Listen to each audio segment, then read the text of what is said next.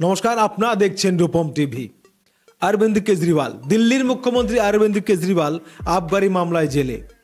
তার বিরুদ্ধে মাত্র 300 কোটি টাকার দুর্নীতি।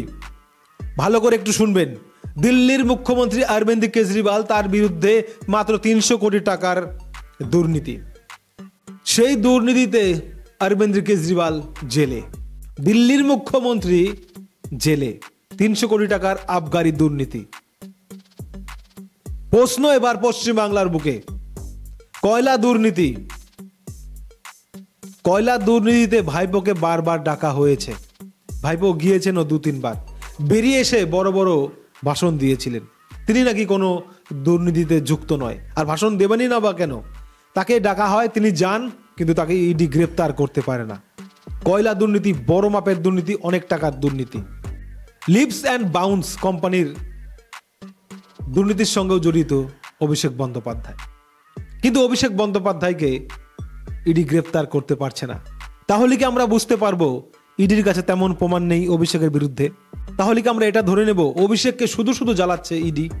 নাকি আমরা খুব শীঘ্রই দেখতে পাবো মমতা বন্দ্যোপাধ্যায় সহ, অভিষেক বন্দ্যোপাধ্যায় সহ সকলে জেলের ভাত খাচ্ছে? খুব শীঘ্রই কি সেটা আমরা দেখতে পাবো?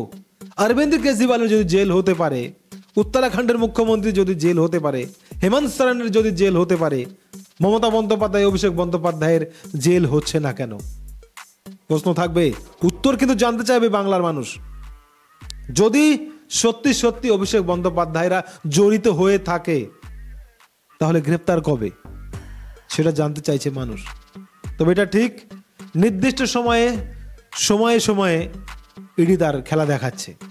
এবার আইন কিভাবে চলবে সেটা আইনের কথা, কিন্তু এটা ঠিক, অরবিন্দ কেজরিওয়াল জেলে যাওয়ার পর পশ্চিমবাংলা থেকে একটাই আওয়াজ আসছে, সেটা অভিষেকের জেল কবে, অভিষেকের সঙ্গে সঙ্গে মমতা বন্দ্যোপাধ্যায়ের জেল কবে। দেখুন বন্ধুরা, এটা কিন্তু আমার কথা নয়, বাংলার অলিগলিতে কান পাতলেই আপনারা শুনতে পাবেন, অরবিন্দ কেজরিওয়ালের যদি জেল হয়ে থাকে, দোষ করে থাকে, জেল হয়ে থাকে, মমতা অভিষেকের কবে হবে? যদি দোষ করে থাকে তাহলে কবে জেল হবে?